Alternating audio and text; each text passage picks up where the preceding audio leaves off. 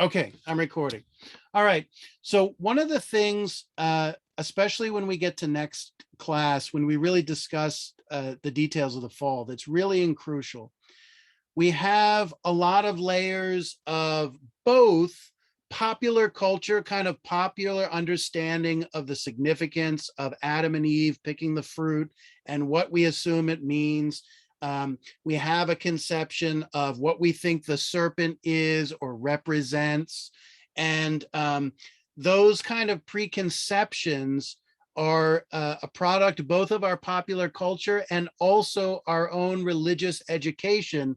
To the varying degrees, you all have exposure to a religious education, whether directly or indirectly. Like it just filters in to us because, as I'll mention in a moment, I mean, the Bible remains one of the central, profound bases of human society on the planet.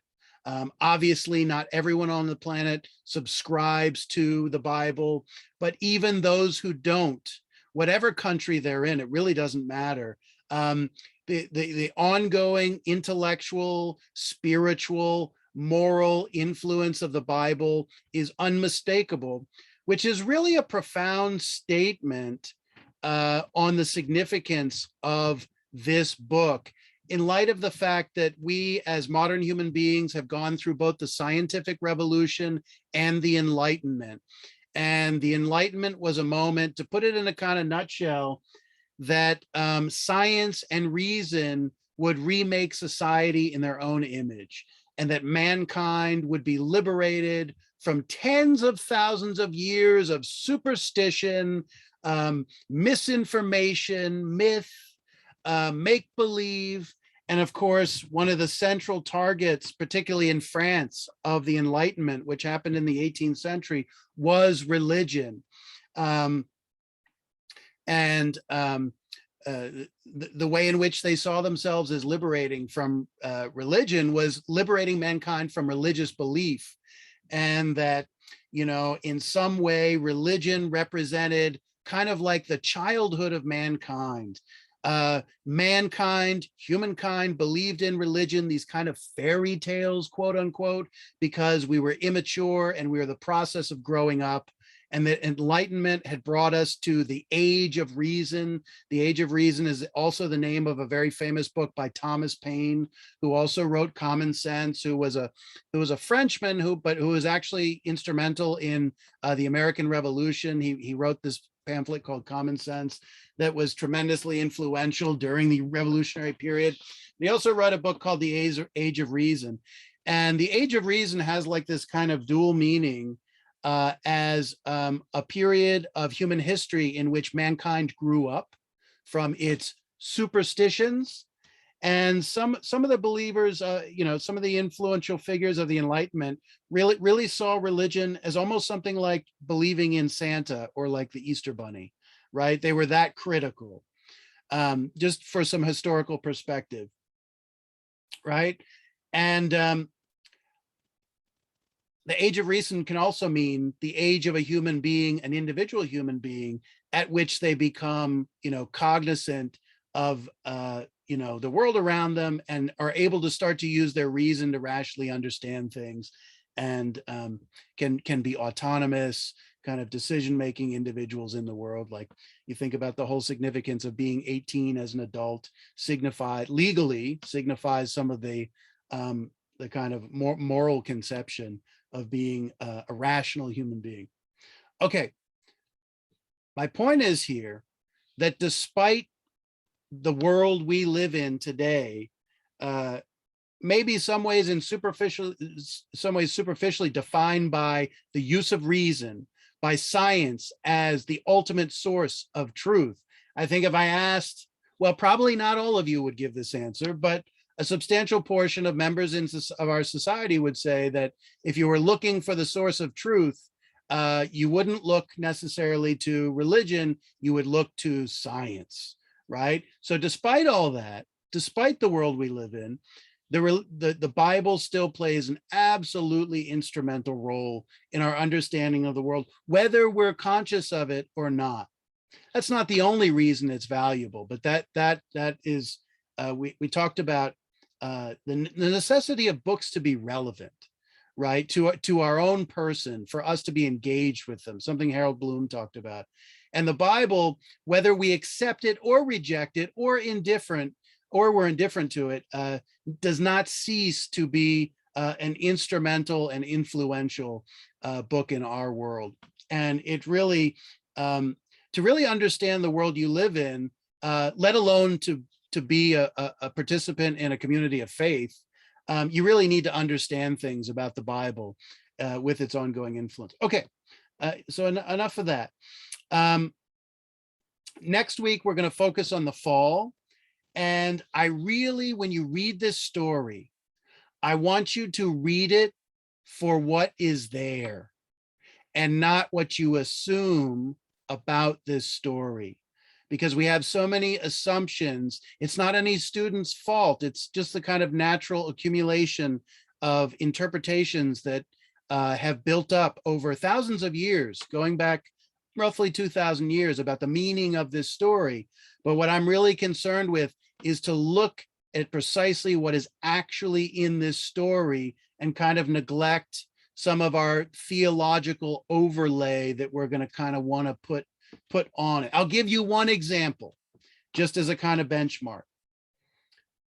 Many students, and for reasons that are entirely intelligible and not at all inappropriate, will say that the serpent represents Satan or the devil or Lucifer or so on and so forth, right?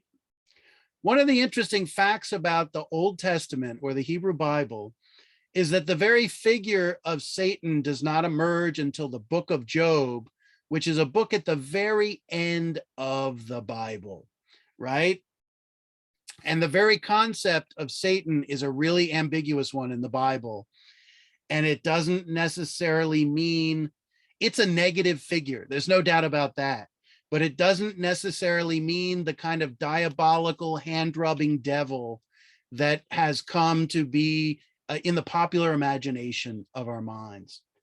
And in the Genesis story, the fall, where the serpent tempts Eve, it is not at all clear that this snake is intended to be symbolic of the devil.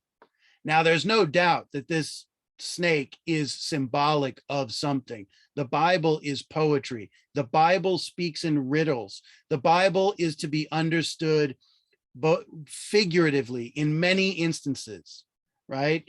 One of the ways, for example, that scientists today will dismiss the significance of the Bible is to take the Bible as literally as possible and say, well, the literal truth of the world is not consistent with the Bible, right?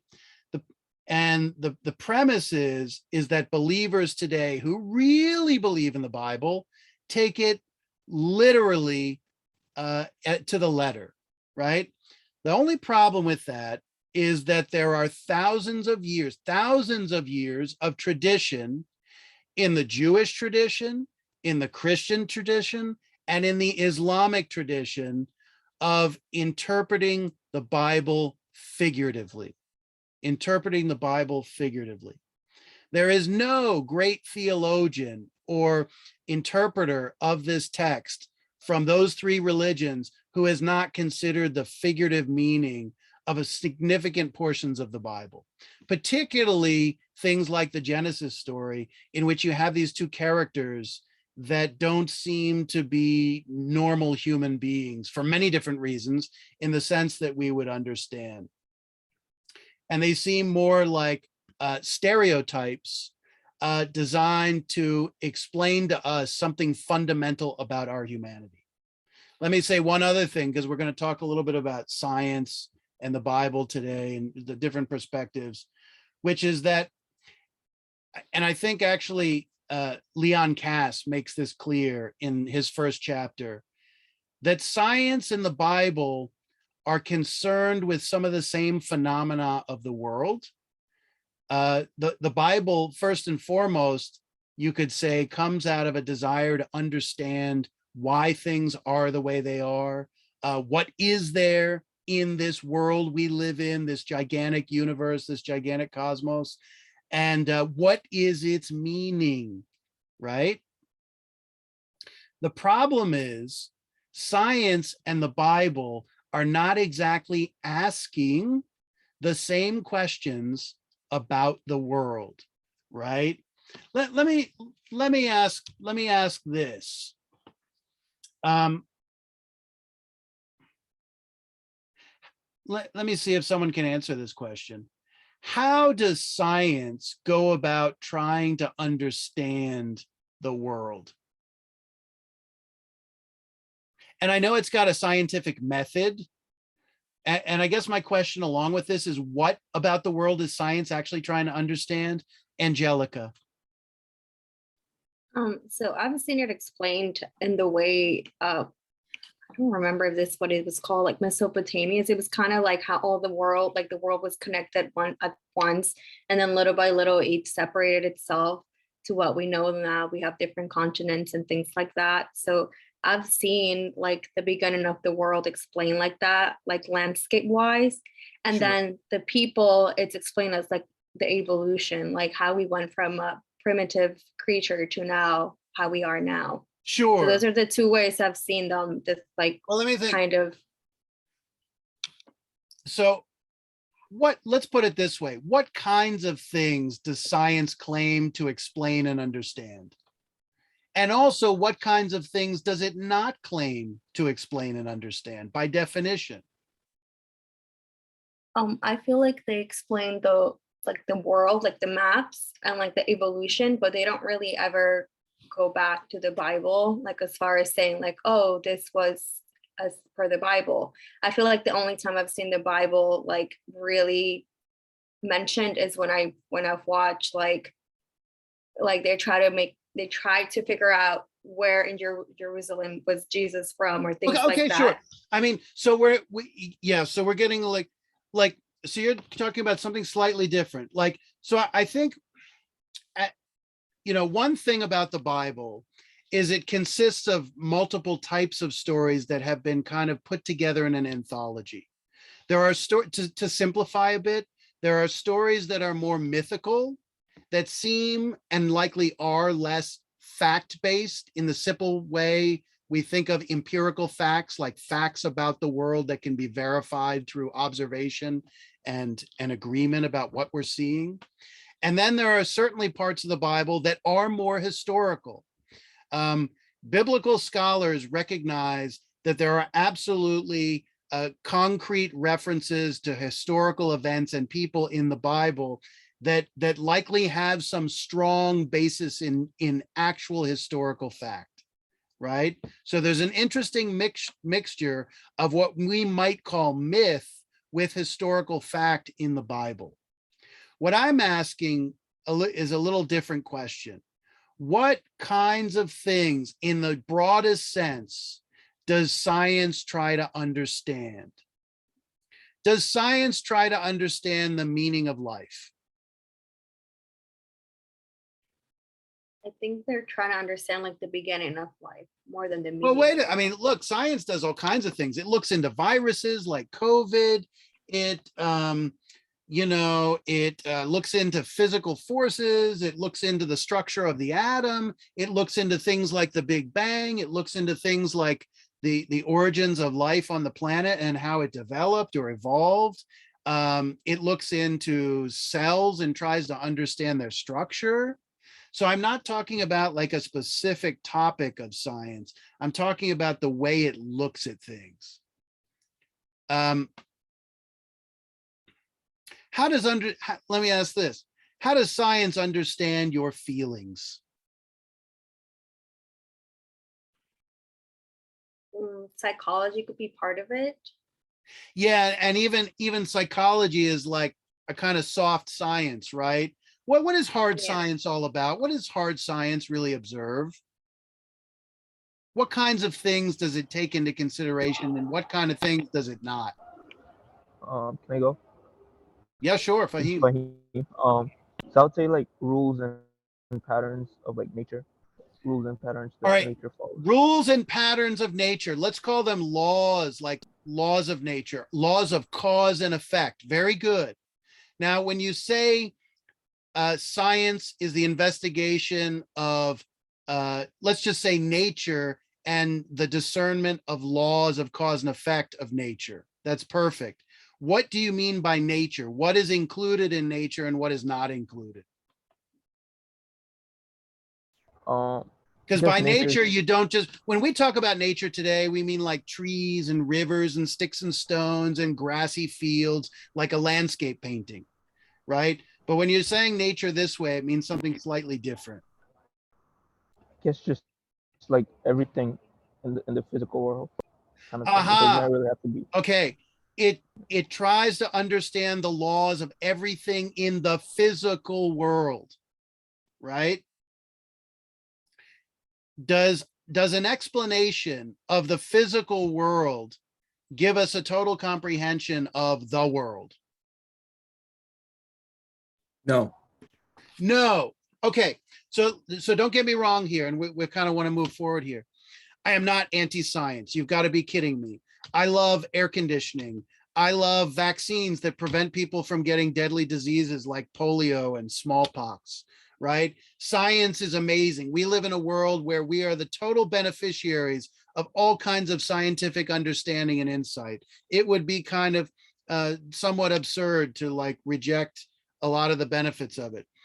But one argument I want to make and kind of impress on you, and maybe you take this for granted a little bit, but you know, our age is so biased towards science. And I don't mean to be critical of science. I actually mean to be critical of our age.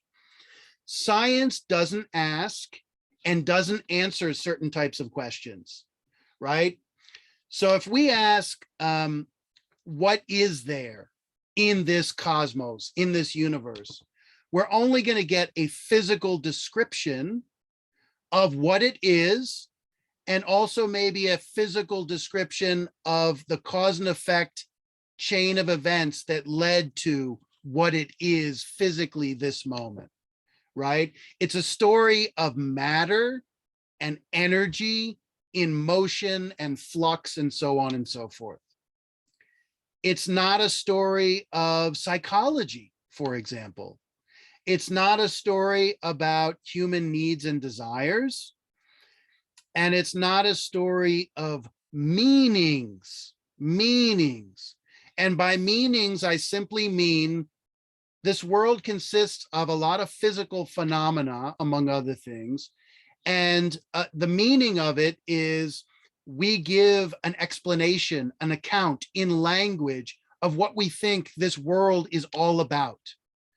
And science only looks at, quote, if it looks at the meaning at all, it only looks from a very limited physical perspective of explaining the unfolding of physical phenomena through the laws of nature, right? Not that that's anything insignificant, don't get me wrong. But the realm of meanings is the realm of language. And that realm of meanings is really manifest. If you really want to get meanings from the world, you don't look purely at science. You start to look at what human beings have ascribed to the world through their writings, right? Another thing you're not going to find in science is an explanation of the purpose of things, right? If you ask a biologist who accepts the the theory of evolution, and you say to him or her, what is the purpose of the human being, right? The only answer they're going to be able to give is, well, to survive and perpetuate the species, right? They're not going to be able to ascribe any more spiritual, a moral, a political, a religious purpose to the life of a human being, right? They're only going to be able to talk about like the genes and their perpetuation into the future, right? So what's the problem here? This is why literature is never going to die. Let's put it that way. Because while scientific knowledge is absolutely instrumental, it's fascinating, it satisfies part of our lust to know and to understand. right? Science and religion have the same basic source. Aristotle says that all human beings, because they are rational, because they have the powers of understanding, they desire to know, right? And the two ways fundamental ways we might think of the ways human beings desire to know about the world is, on one hand, there's the approach of science, and on the other hand, there's the approach of religion, right? And these two, you could say, on one hand, there is reason to understand the world, and on the other hand, there is faith to understand the world, right? And this dichotomy, you could say, between science and religion, between reason and faith, oftentimes in kind of historical discourse, gets summed up as the distinction between Jerusalem on the one hand and Athens on the other. Jerusalem being the primary biblical city that represents biblical faith, and Athens, on the other hand, the Greek city that is primarily credited for representing the origins of philosophy and science, which is to say the origins historically of a rational, scientific, philosophical way of looking at the world. There really is not a vast difference between philosophy on the one hand and natural science on the other, like modern science. Both of them are geared toward a rational, logical understanding of the world, in which faith is not accepted as a standard for belief in the truth of something. You have to demonstrate it with evidence. You have to demonstrate it with reason. Okay. But if we want to address some of the deepest meanings about our lives that we ascribe to the world and our existence, if we want to address questions of why or what is the purpose, natural science, not only does it not have those kind of answers.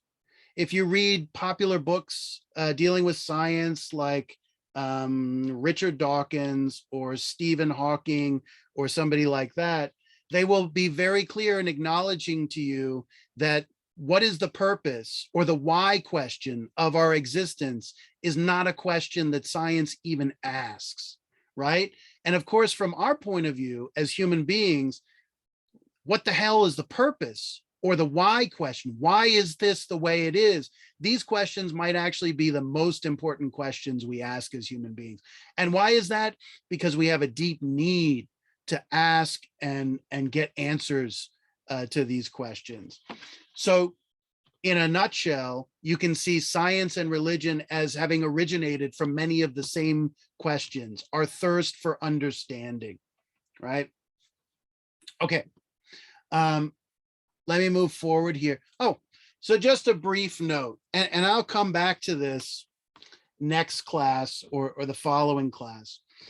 So the biblical tradition comes out of ancient Mesopotamia, of course, which is modern Iraq. Here's Mesopotamia. It's a Greek word that literally means the land between two rivers. So you've got the Tigris on the north side and the Euphrates on the southern side. And it's also described as the Fertile Crescent because this was a central agricultural location. In the ancient world, it wasn't so desert-like, 10,000 BC, and so on and so forth. And Mesopotamia is described as the cradle of civilization, the cradle of civilization. And it's really, really vital to understand that it's not just the cradle of civilization for the Middle East or even for the biblical tradition and the religions that came out of this region, but it's really the cradle of civilization for much of the world, along with just a few other places in the world, like you might give some credit to India and also to China as really being the epicenters of world civilization. So even the Greeks who are over here, here's the Aegean Sea, and here's like modern day Turkey, parts of it. Greece is like over here. The Greek culture was in many ways incredibly innovative and created novelties distinct from Mesopotamia, but they were also incredibly influenced over of many of the things that came from ancient Mesopotamia. Okay, just a couple other things very quickly. So what you're looking at here is a whole bunch of ancient Mesopotamian city-states. They had either the same or similar religions. They shared cultural and linguistic traits. They had the same pantheon of gods, although each city-state worshipped a different civic deity, which is like the specific deity that watches over their specific city-state. And it's important to remember in this world of the Bible and then later of Homer, right, that the degree to which human beings create their own history is highly in doubt in this kind of ancient depiction of the world. It's not human beings who are the sole agents of their own destiny, it's the gods. And in this world, if you want your society to succeed, to be flourishing, to be wealthy and prosperous and so on, you have to maintain your proper relationship with the gods. And of course, what is the Bible a story of? It's a story of human beings establishing an agreement, a compact with God, and then them subsequently breaking the agreement and being punished by God and having to cope with that punishment. Okay, so for example, here you have the ancient city-state of Ur. That's where, does anyone know what famous biblical character came out of Ur?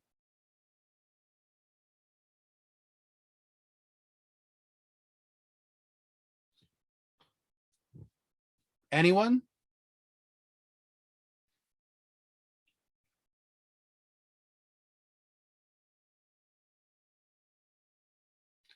Anybody heard of Abraham?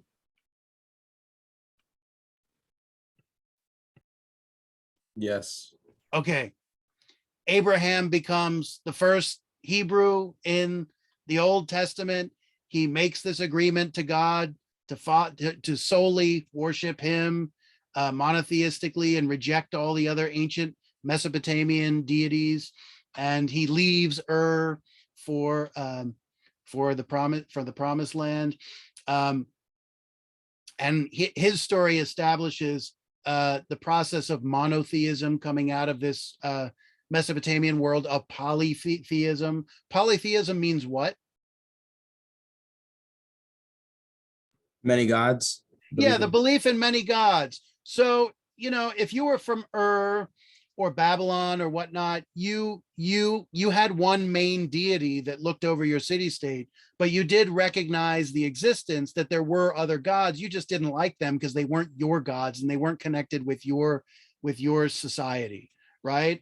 So what's so fascinating about the biblical tale is it captures part of the emergence of the belief in one single God, which creates interesting complications for how the Hebrews are going to understand their relationship with God. One interesting thing is that if you believe in many gods and you suffer, you can always attribute your suffering to somebody else's God who's making your city suffer. But when there's only one God, in some sense, God must be source of all the positive things and all the negative things. Okay, one last thing here. Why is Mesopotamia geographically so significant as the cradle of civilization? Because it was one of the significant, perhaps the most significant places on the planet where the agricultural revolution occurred, starting about 10,000 BC and culminating in incredibly sophisticated urban societies by about 3000 BC, when the kind of earliest historical elements emerge around 3000 BC that find their way into the Bible, right? And it's interesting, when we think of the agricultural revolution, obviously has to do with farming. And when we think of farming and rural life on farms, we think it as in opposition to city life.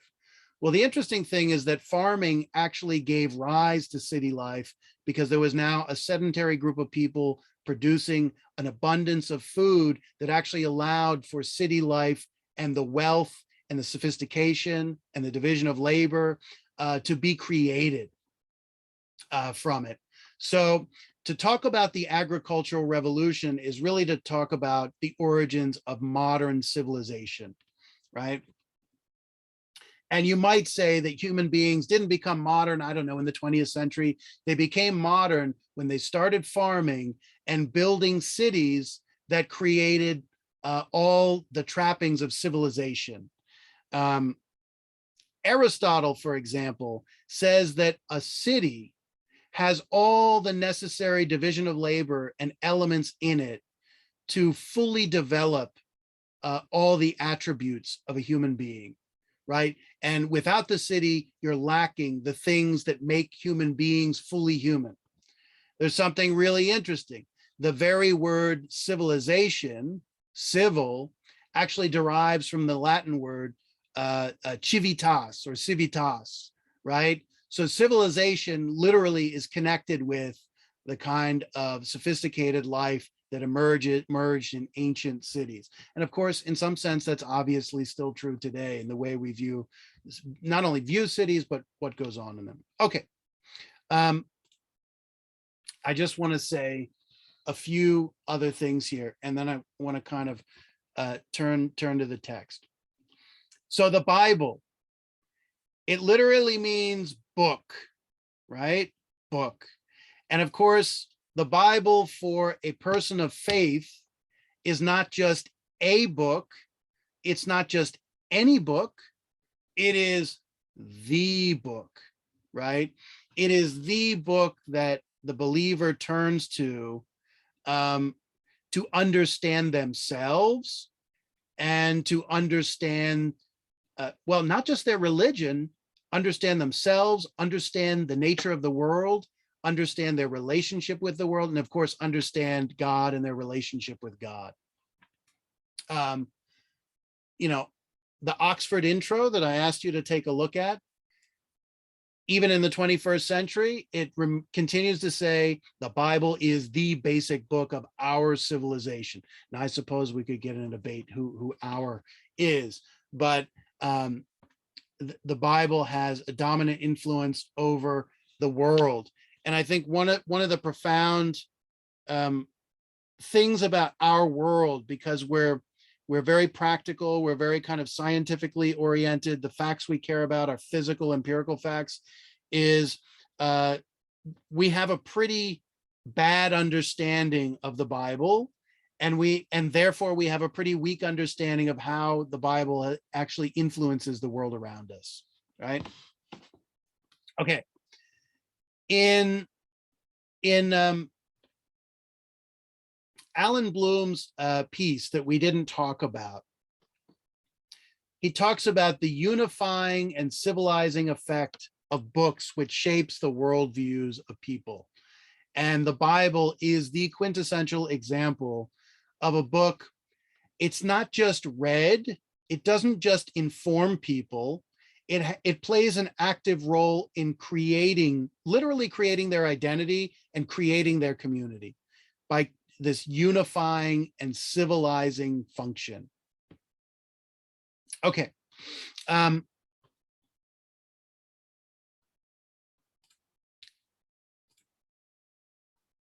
Okay, so let me just run through these things very quickly and then we'll start reading.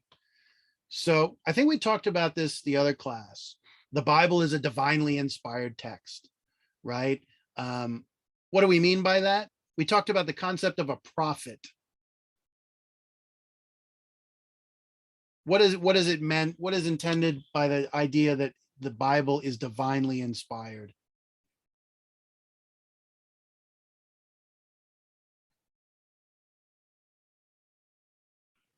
What was the question again, Professor? Inspired by. What does it mean that the Bible is a divinely inspired text? It's really critical. Even if we're not believers, we have to kind of step into the world. So, you know, this is a literature class. This is not a religion class. So nonetheless, to appreciate the value and meaning of this book, we at least have to kind of put ourselves in the shoes of how people understand this book, even if we don't ourselves view it exactly from that perspective. So historically, from the point of view of a believer, this is a divinely inspired text. What does that mean? Does it mean that it was written by someone who has like a spiritual relation with God? Yeah, absolutely. And what's what's the name of the person with that relationship? What are they A called? prophet? Yeah, they're called a prophet. So we talked about that last week.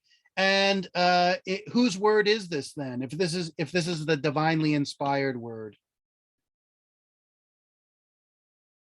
whose word is the Bible really? God? Yes, it's literally the word of God. And I want to come back to that just briefly, and then we'll kind of move into looking at chapter 1. So, I mean, obviously, the Hebrew Bible, by Christian terms, is known as the Old Testament, right? But we're talking about the same thing here. Well, some little differences that we can skip over for now, but obviously, it's the source of the 3 great religions. There are 3 people of the book, because they define themselves not in relationship to a physical nation. Well, the Jews have Israel, but for much of their history, they did not have a physical connection with their geographical homeland. So what they had in its stead was the book, right? And I mean, to be a Christian is to be completely liberated from a notion that your most important identity as a human being is connected with any time or any place. It exists within the words and meaning of the words of Bible, and of course, your relationship with God. The Hebrew Bible is also, apart from being the beginning of the creation story with Genesis, ultimately becomes the national history of the Jewish people in their struggle from exile to return. And of course, this makes them the people of the book, which we've talked about. So one thing I want to mention here in how you think of this book, if you take a class on like the history of the Bible, the first thing they do is tell you, well, obviously this book was written by human beings. It wasn't written by God. It was written over a historical period. And in the course of 500, 1,000 years, the entire text was kind of cobbled together over time, right? That's one way of looking at it. And there's obvious, there's valid reasons, significant reasons for looking at it that way. But I think when you first come into contact with this book, the more powerful and the more meaningful way to conceive of it is that if you want to understand what it means to be divinely inspired, so I have this hand like literally coming out of the clouds, like it's the hand of God. Imagine the hand of God literally comes out of the clouds, down from the heavens to our terrestrial world where little old human beings are, and he hands us a book. And the book is not from the perspective of a single human being. It's not from the perspective of one group of human beings rather than another. It's like literally a work written by the cosmos itself, or the creator of the cosmos itself. And in this book is intended an entire explanation of everything that we need to know about our existence, right? This is an incredibly powerful idea. And of course, for thousands of years, it was accepted, particularly in the Christian West, that if you wanted to understand the full nature of the world, you didn't necessarily have to look out there and observe phenomena like a scientist or an explorer. All you had to do was open the book, right? And that everything that you could need to know as a Christian or as a human being could be found in the book, right? And that it represents this kind of comprehensive vision of the world, right? So I think it helps to imagine that in thinking about this text. So let me switch this up.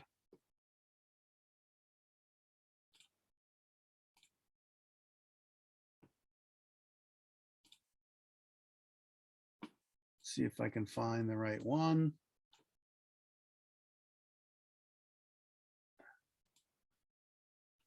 All righty.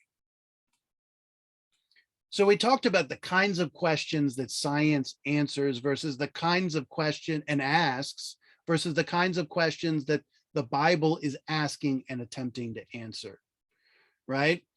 So Genesis in particular, first of all, what does Genesis mean? What does the word Genesis mean? The beginning. Yeah, beginning. Beginning. What else? What other shades of meaning or connotations or synonyms could we use beside just beginning? Origin or birth. Okay, good. So Genesis, ironically enough, is a Greek word. It's connected to our word gene, because the gene is like the origin of things, and it's connected with birth, right? So it can be beginning, it can be birth, it can be origin, right? And all of those, you can see how all those concepts are created, or excuse me, are connected, right? Who gave birth to the world as per the Bible? God. God. Yeah, and what sex is he? I was going to say gender, but I'm just going to say sex. What sex is God? Male or female? Male. Okay, is there any doubt about that when you read? No. No, right? Other religions have female gods. Other religions have sexually ambiguous or androgynous, either like they're kind of not either, or they have elements of both together.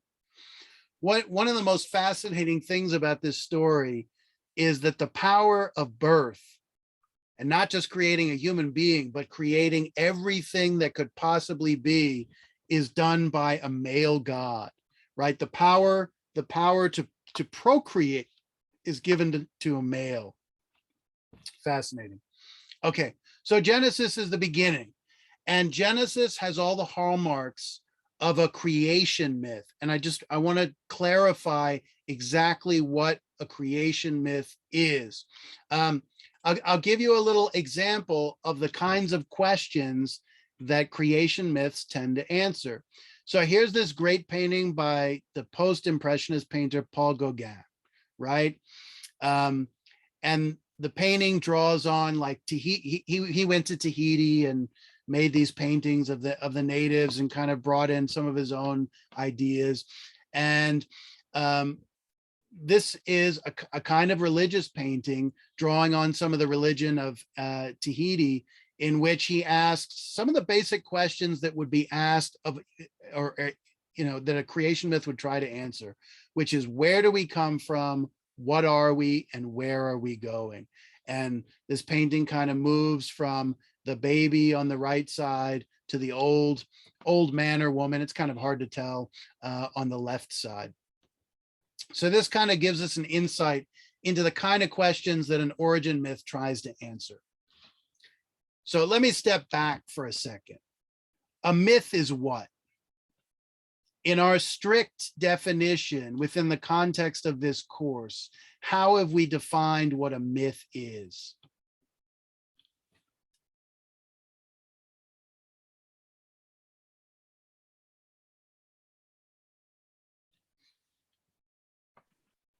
It's a story. Yes. The first thing is, it is a type of story. It has a beginning, middle, and end. It has characters. It has a conflict, so on and so forth. A story. What kind of story is it? We talked about this, I think, last class, but this is really crucial. It's a fictional. Yes. And what is it? More or less. Obviously, it can have elements of truth, but I think the point is, when we say that myth is fictional, is the fact that myth doesn't care about historical fact. It's not concerned to or determined to be totally consistent or with like the empirical facts of history, like what actually happened. But what's the purpose of the story? To do what? Is it just to entertain us and be cool? To explain. Yes, this is really crucial. And this comes back with the connection between science on the one hand and religion on the other. So what is Genesis? It's just a religious myth. What is a myth? A story determined to explain, to give account, to explain why things are the way they are, right? And therefore an origin myth is just a specific example of and functions the way any other myth does, with specific questions in mind, right? A narrative account to explain the core mysteries of our experience, right? Science answers its questions with numbers and quantities and data from experiments and measurements and things like that. Myth answers its questions by giving stories, right? An origin myth is determined to answer 3 questions. What is there? Who are we? And the we is like the people asking the question, or it could be humanity at large, or it could be we, the Christian, we, the Jew, we, the Muslim, we, the Buddhist, whatever. And then what is our relationship to all this? What is our relationship to all this? Question. Of these 3 questions, which one does Genesis chapter 1 answer most directly or primarily?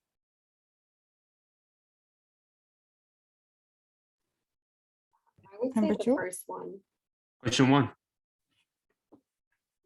Are we sure? Genesis chapter 1.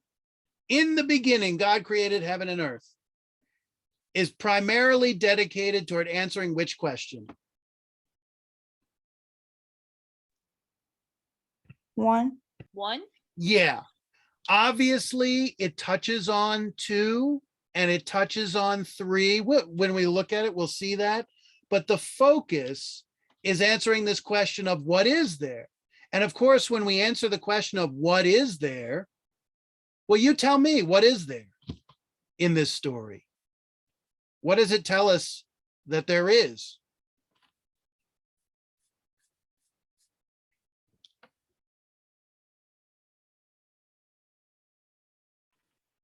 It tells us how It's not things were complicated. created, like Yeah, forget about the how for a second. What is there? It talks about like heaven and earth Yeah, and yeah. how things were There's- created, stuff like There's that. heaven and earth. There's sun and moon. There's fish and fowl. There's earth that's just like solid matter, but then there's earth that's like forms a firmament and creates dry land, right? That actually becomes the earth. And you notice a difference between a lowercase earth and an uppercase earth, right? And what else is there beside fish and fowl, heaven and earth, and all that stuff? What else is in there?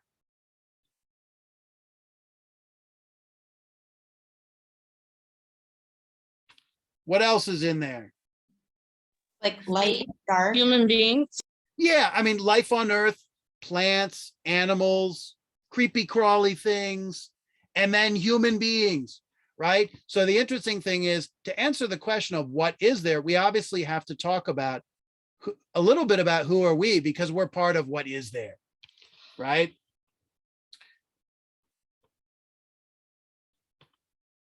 Let me just cut forward. Okay. So before we read, I want to make something really clear in relationship to the order these 3 questions are asked.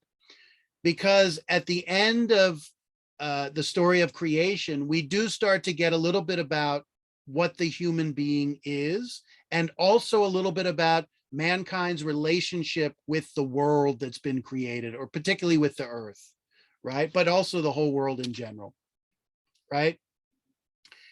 But in chapters 2 and 3, the story really begins to shift to a focus on what? Not everything in the cosmos, but what? So when we ask the question, what is there? So the philosopher says, what is there, right? The answer is, the cosmos and everything that's in it. When we get to chapters 2 and 3 of Genesis, what becomes the focal point of the story? The human beings. Yes, the human being. That's really important.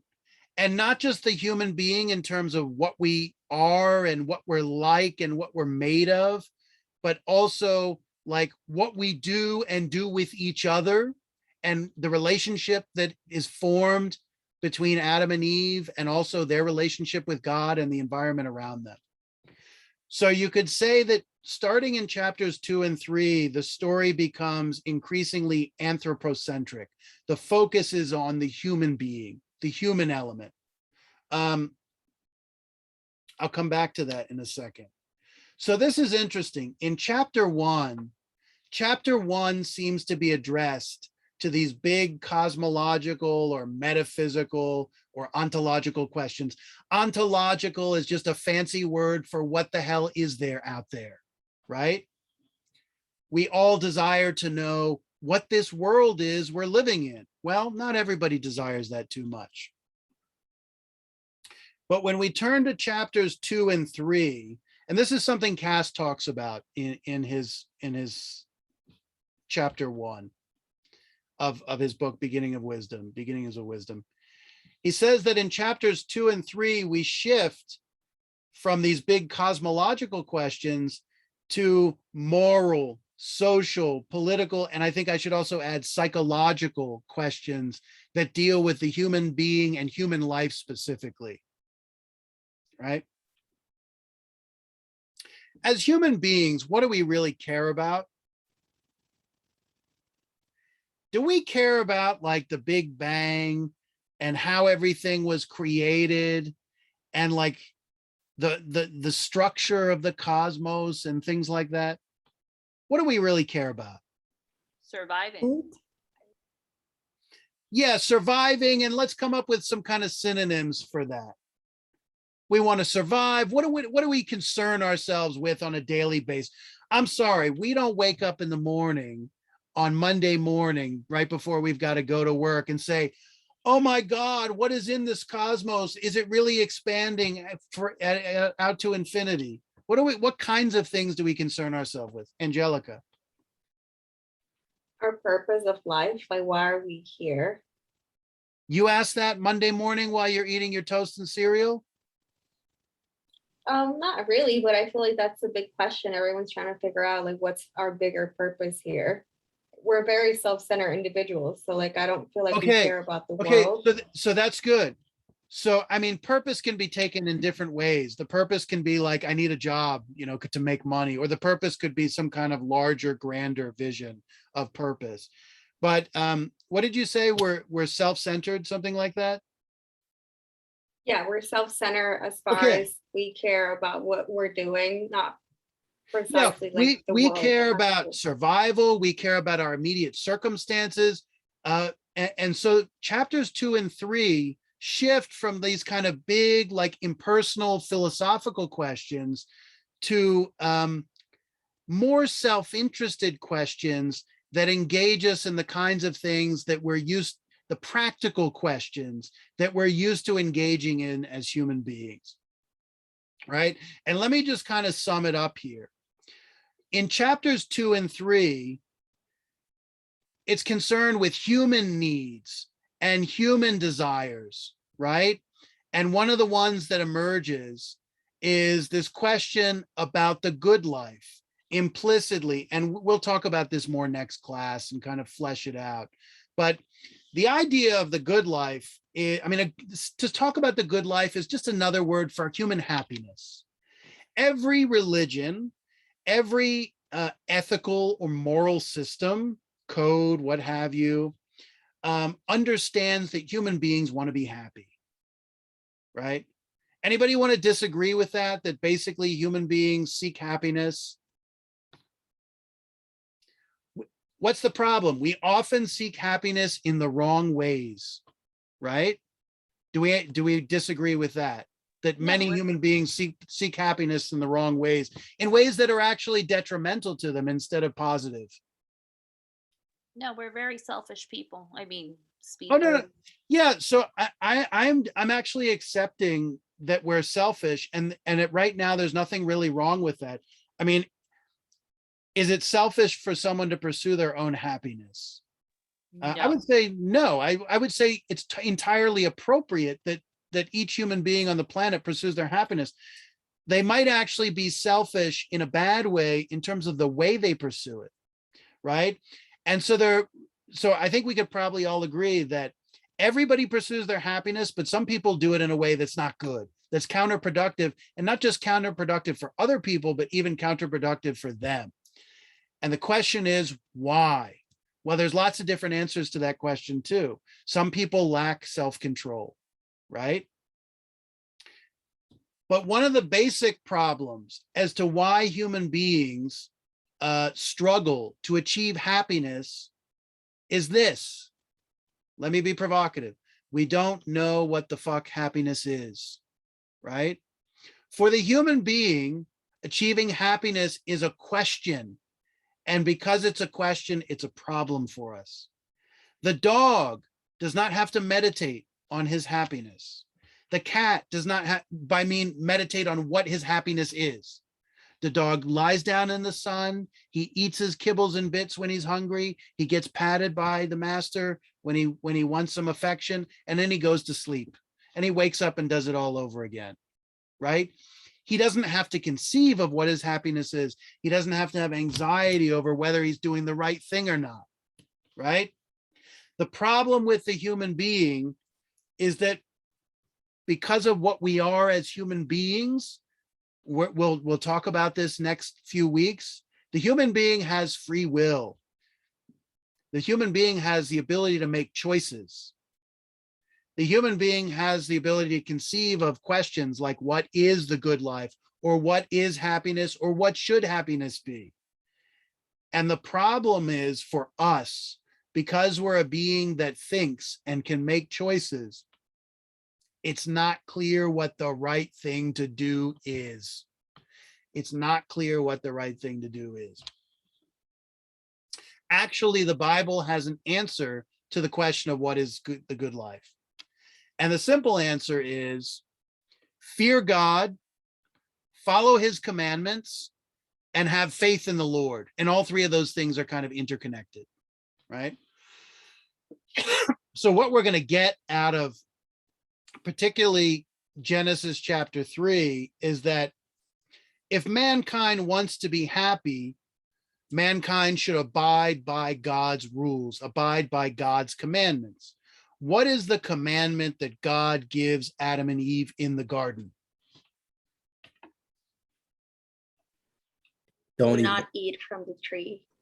Yeah, so we're not at the 10 commandments of Moses coming down from Mount Sinai. There is one commandment to Adam and Eve. You will be happy, for you will live forever and ever. You will have an abundance of food in the garden. You will flourish and be fruitful and multiply, so long as you do not eat of the tree. Which tree is it again? Knowledge. What's the full name of the tree? Yes, what's the full name of the tree?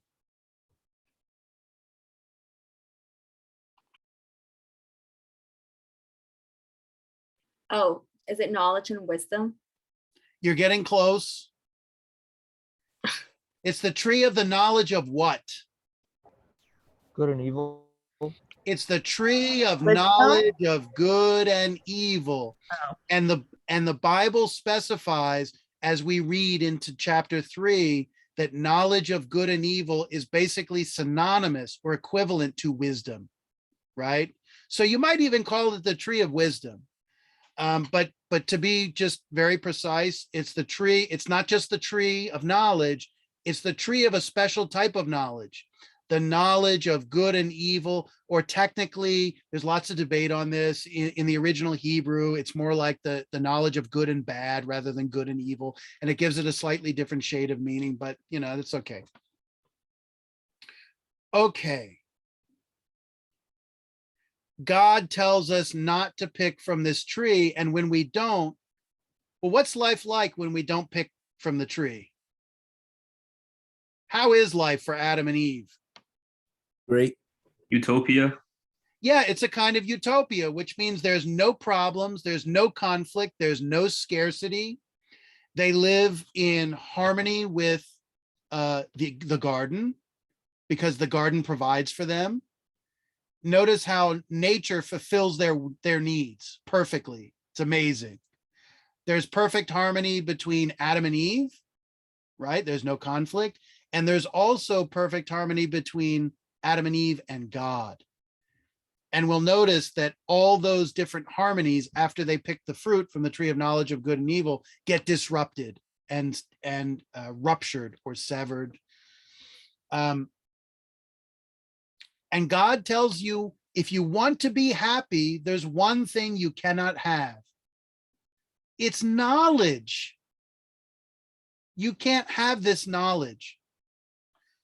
What is everybody's reaction to the idea that the biblical God in Genesis wants to keep mankind ignorant, which is just another way of saying prevent them from getting access to knowledge? What's people's reaction to that? Does that seem just?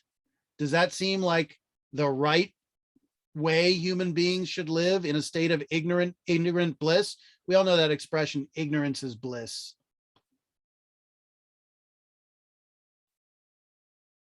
How do people react to God preventing us from having knowledge? We'll talk about the specific type of knowledge he's preventing from us in a second, but let's just talk about the knowledge part. What's our reaction to that?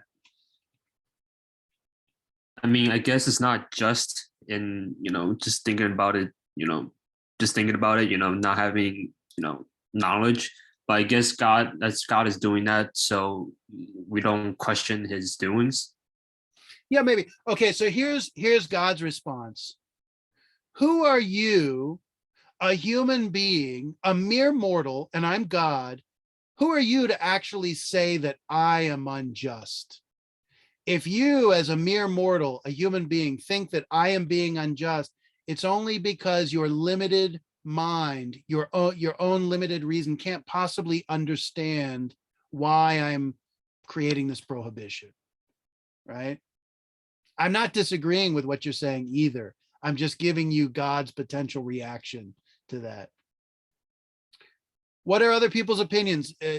Angelica, someone else had their hand up. What is their opinion about a God who prevents us from having knowledge about things?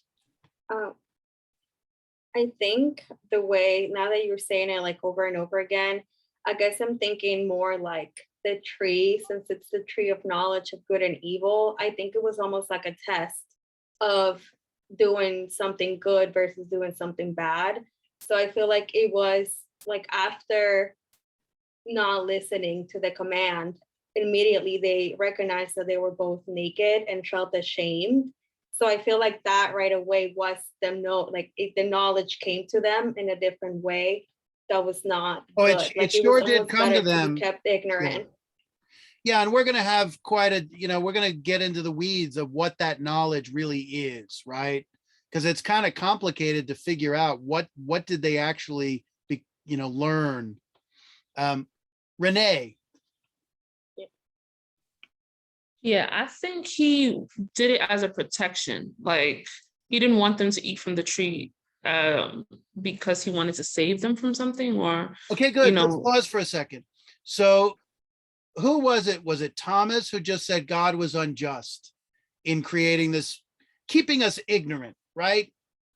This is what slave masters do with slaves. They keep their slaves ignorant, right? So now you're saying there's a bigger picture here that yes, we're being kept ignorant, but by being kept ignorant, we're being protected from what? From what we don't know. Okay, what we don't know. It raises the question of, see, we live as the products of the Enlightenment in the modern world, and our natural disposition is that any knowledge is by definition good and potentially beneficial.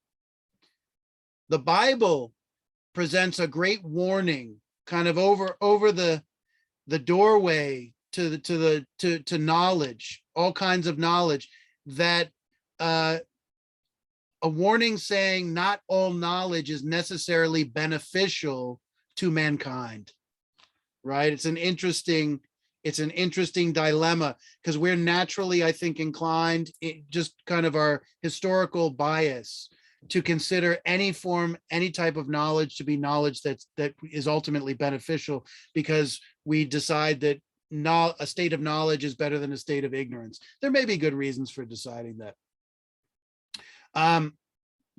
Is he protecting us from ourselves? I think so. Our like vices, that things that we're capable of. Yeah. I mean, like the Pandora box almost. okay, good. So that's a Greek myth, but it has echoes here, obviously, right? The consequences of the fall are very much like the consequences of Pandora's box. And the Pandora's box story is connected with the story of Prometheus, where Prometheus gives mankind fire, and fire has many symbolisms to it.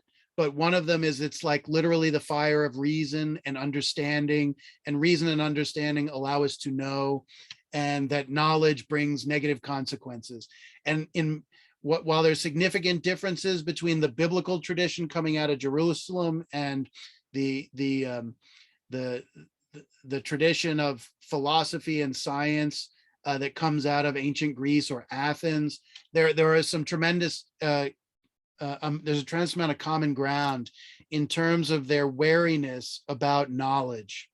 Actually, Greek tragedy, almost all the tragic figures, end up learning something that is devastating to them that they rather not learn. And if you've read or seen enactments of Oedipus, you know what I'm talking about. Okay. If we're going, let me come back to this for just a second, and then we're going to read to finish the class. The good life. After chapter 1 is this question about like, it answers the question like, what is there in the cosmos? Once we get to chapters 2 and 3, it starts to deal with a distinctly human life. We're not concerned with like the whole universe anymore. And it's very much from our perspective and the perspective of our needs and concerns as human beings, psychologically, and so on. Obviously, we desire happiness. What's the relationship between the knowledge of good and evil and human happiness?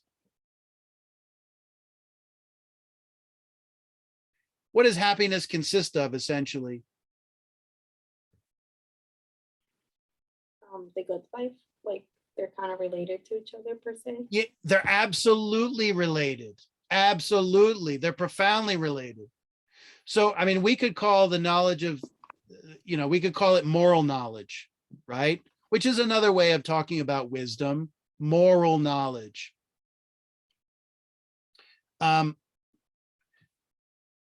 First of all, is science able to give us answers about what the right thing to do is in life?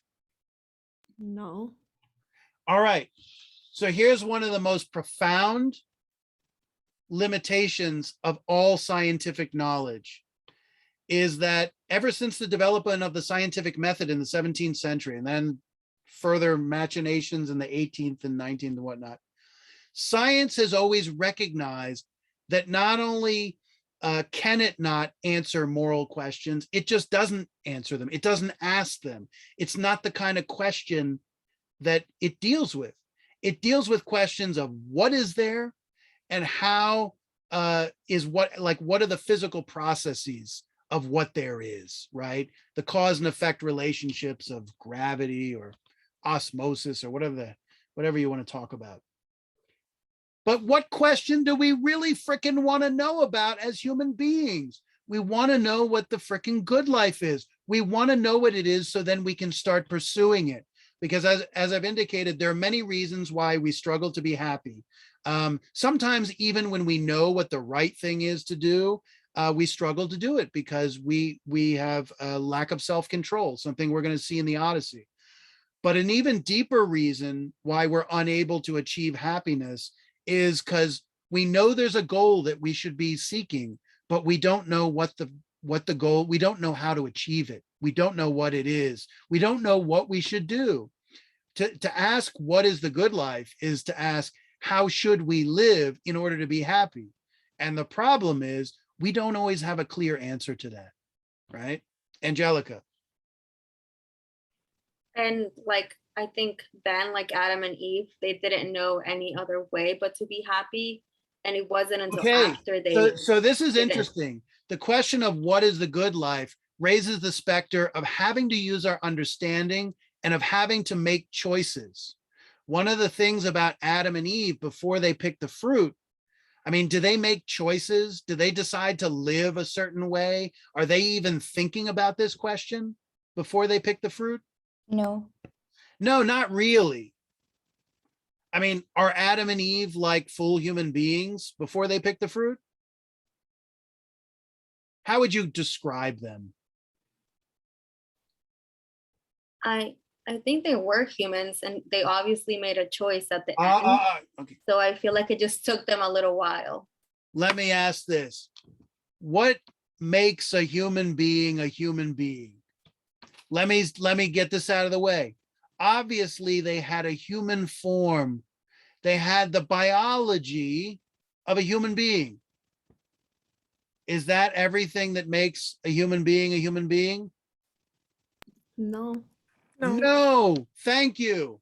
And Aristotle would give the same answer, and the Bible gives the same answer. If you want to ask what a human being is, you can't just look at our genetic code. You can't just look at our physical makeup. What do you have to do to really see fully what a human being is? You also have to look at what? The mind? Yeah, that's a good answer. And I would just add, you have to look at what we do and how we live, and how what we do and how we live is a product of, let's just say the human mind, or even the human spirit, to be a little more inclusive of like emotions and reason, right? We don't just have human bodies. We live a distinctly human type of life that involves reasoning. Well, that involves faith, that involves making decisions, right? Things that animals cannot do, or certainly not do in the same way, to make it basically, it makes them still fundamentally different from us. Because I'm waiting for monkeys and, I don't know, beavers. When they make New York City, I'll know that they do the things that we do. But until they make a city like New York, I'm not going to give them that credit. Okay. So while they're shaped like human beings, Adam and Eve, before they pick the fruit, they're not really living a fully human existence. And in a certain sense, they're really not full human beings, right? We'll come back to that.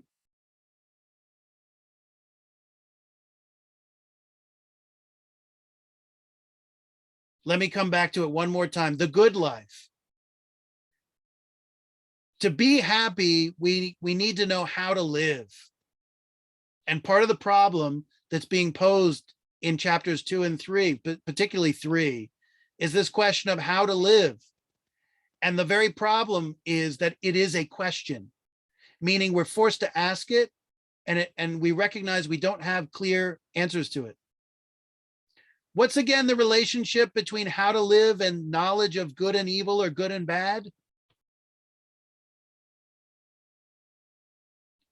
I mean, if we want to be happy, we want to do the blank thing. What's the blank here?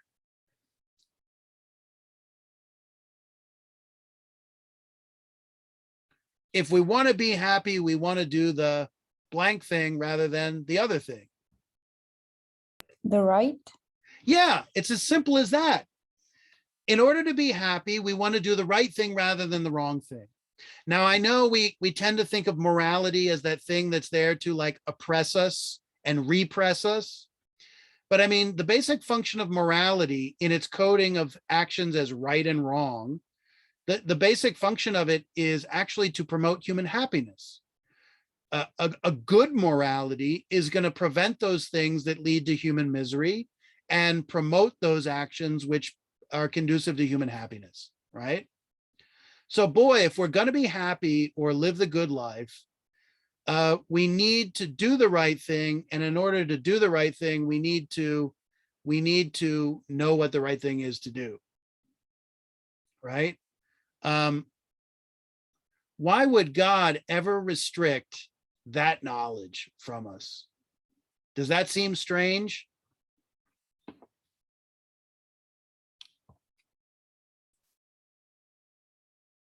Yeah. It does. So let me ask this.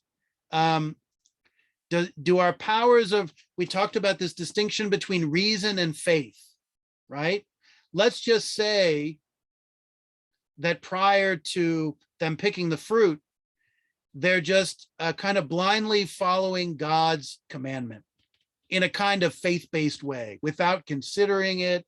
They live in a state of ignorance. And the picking of the fruit is actually, you might argue, the first use of their reason. We can get into this more as we, next week and whatnot.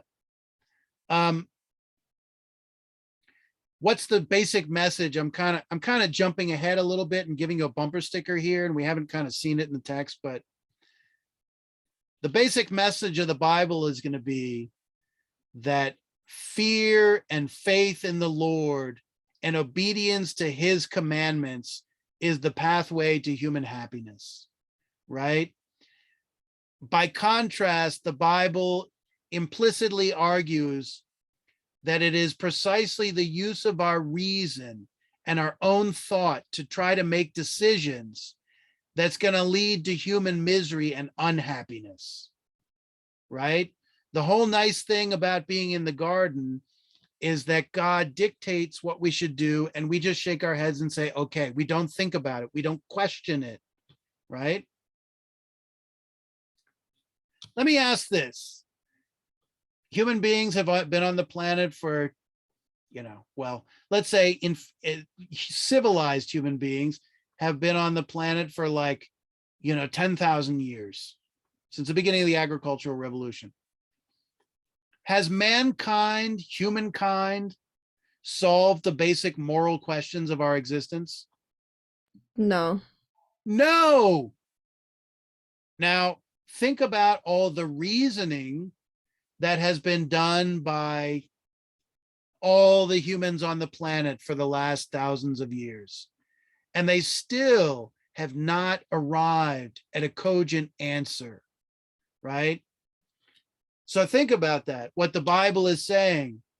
The Bible seems to be implying that there's a kind of problem with reason alone attempting to answer basic moral questions, because let's put it this way, our reason is good at asking questions.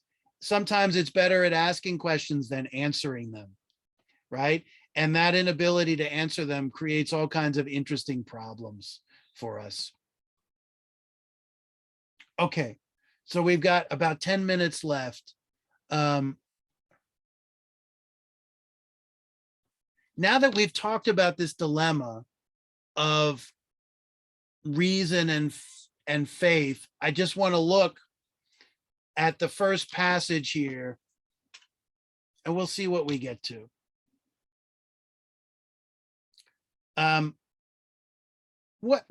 First of all, what exactly is faith? What does that mean? Believing something? Yeah, you want to clarify? And what is a belief? So having faith in something is having a belief. What's the difference between belief and knowledge?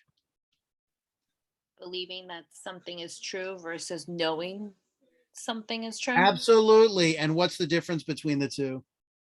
One is a fact and the other one is like your own personal opinion. Okay, so a belief is an opinion.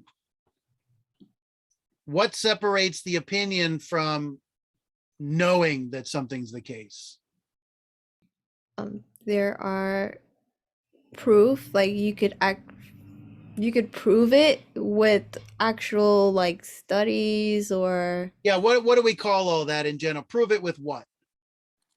Facts. Yeah, or the word I'm thinking of is evidence of some kind. Yeah. Right? So a belief is just an opinion, and an opinion really is an act of faith because you think it's true, you like to believe it's true, but you don't know it's true. And by know, we mean demonstrate the truth of your proposition through evidence of some kind or another, right? Okay. One of the things I'm going to argue here in the opening of the Bible is that the Bible is determined to let you know that your reason can't understand the biggest and most important things in the universe, starting with God, including his act of creation and the kind of mysteries that it entails, right? Okay. Somebody want to read this for us? I will. Who's that? Renee. Go for it, Renee. In the beginning, God created the heaven and the earth was without form and void, and darkness was upon the face of the deep. And the Spirit of God moved upon the face of the waters, and God said, "Let there be light," and there was light. Okay, great. God is the only being that can use words as a kind of like a magical incantation and bring physical things into existence. He says, "Let there be light." First of all, he's got a name for the thing before it even exists. That's pretty amazing. And then the light shows up. And if you want to know even more how miraculous this light is, there's light without the sun. It's not light from a star or the sun. It's just light. I don't want to say in the abstract because it's not abstract, but it's like God's light. It's not exactly a physical light we can understand. It's some kind of divine light. Because later on, the text is going to talk about the emergence of the sun and moon as the greater and lesser light. And now we're talking about the light that we see with our eyeballs. It's interesting. In the beginning, God created the heaven and the earth. So there's an interesting distinction we can get into next class, where there's a distinction between creating things and making things. Sometimes sometimes the Bible talks about God creating things, and sometimes he talks about making things.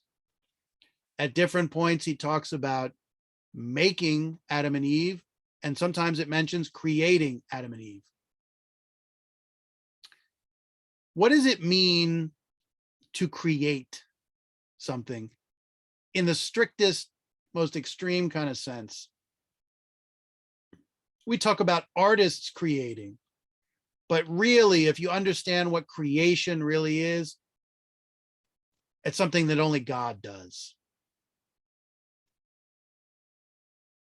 What does it mean to create something? To birth. Yeah, it's connected with kind of like the powers of birth and origination. Let's spell that out a little more. What's the difference between creating and making? Especially in light of what God does here. In the beginning, God created heaven and earth. Let me ask you this. When my daughter makes stuff, she takes Play-Doh, I don't know, and it makes it into a flower or a blueberry muffin or something like that. So the blueberry muffin came from something else, the Play-Doh, and the Play-Doh was just shaped into a blueberry muffin. What are the wrong, artists, they work with like a medium, they work with materials. Michelangelo wants to create a sculpture of the David. He doesn't start out with nothing. He starts out with marble and he chisels it into the David. So you're using something from scratch. Even more than that. What Yeah. what are the raw materials God works with to make heaven and earth? Nothing. He created it out of nothing. Yes. And so here I think we're to understand the concept of creation as literally bringing something into existence out of nothing, right? And this concept of creating out of nothing is also connected with the concept of a beginning. Because only if you're making something out of nothing can you even have a beginning, right? And of course, creation and the very fact that there is a beginning, I think we're going to call a miracle. We're going to call it a miracle. What is a miracle by definition?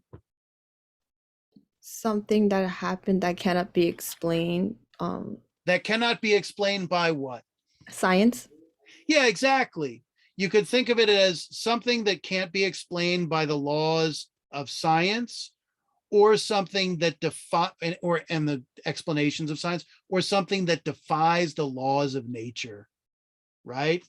You know, like the law of conservation of mass and energy, which basically dictates like you can't create mass and energy and you can't take it out of the universe. It just changes forms, right?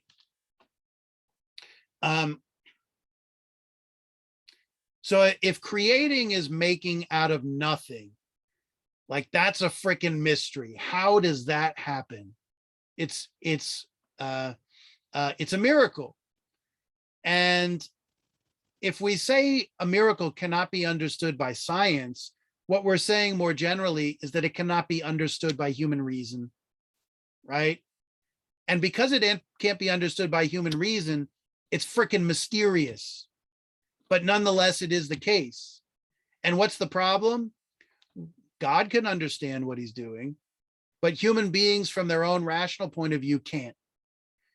And, you know, one of the kind of conclusions here to be drawn is that God is letting us know at the very beginning that the world is beyond our complete rational understanding, right?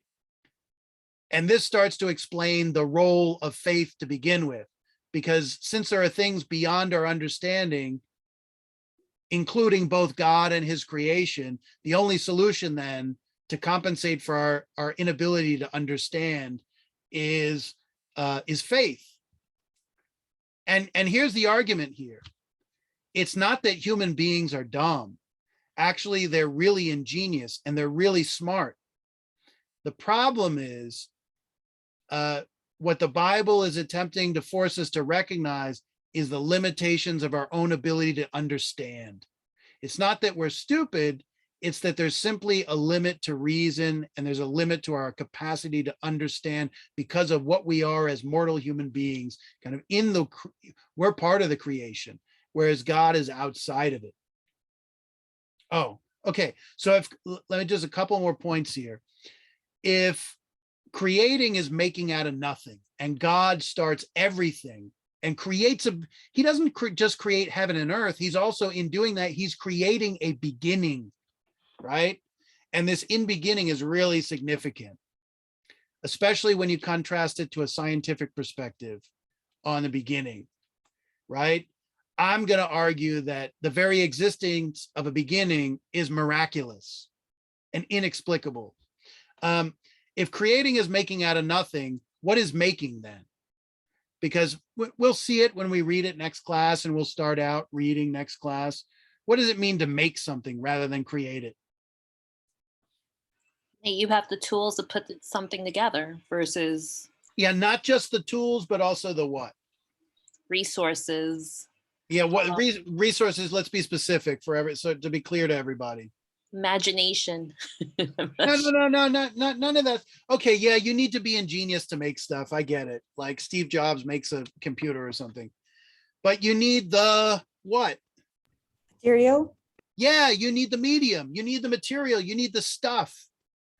Human beings need the stuff to make anything. Even procreation, the production of a child, is not creation in this sense. It still comes from, one thing comes from another, right? So to back up here, where is the slide? Where's the slide? Oh, that's stinky.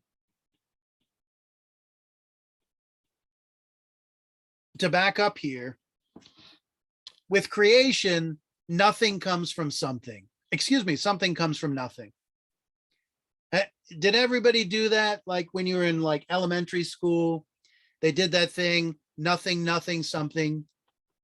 I don't even remember what it was connected, but I remember in elementary school, we had this little chant, or I don't even know what the purpose of it was. Maybe to kind of explain these kinds of things.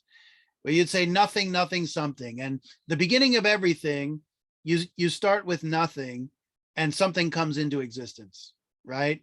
And the very fact that there's a beginning signifies that before the beginning, there was nothing.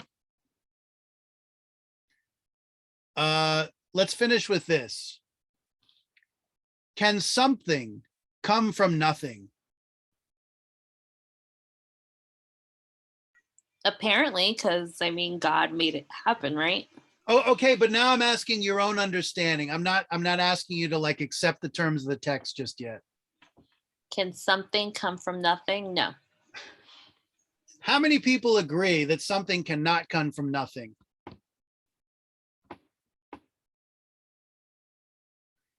I sure as heck hope the whole class, right? What comes from nothing? Nothing. Nothing. What's the only being that has the power to make something come from nothing? God. Yeah, God, right? And therefore, making something come from nothing is, by definition, a miracle and beyond our understanding, right? So we're going to finish with that point right there, and we will pick up next class and start focusing on Adam and Eve and getting the connection between the structure of the universe here and how it relates to the structure of Adam and Eve and things of that nature. So everybody have a great night. There was a couple people, I think Renee, you wanted to chat with me. But otherwise, thank you very much for a lovely class. You're all like very attentive and on top of things. That was great. And I'll see you next week. Thank Have you. a good And night, homework will be, Professor. homework will be posted tomorrow. Pardon? Will the homework be posted tomorrow? Oh yeah, I got to get the next one up. Yes. All right. Yes. Awesome. Thank you. Have a good night. Thank you. Delavan. Yeah, I was just wondering when the midterm is going to be.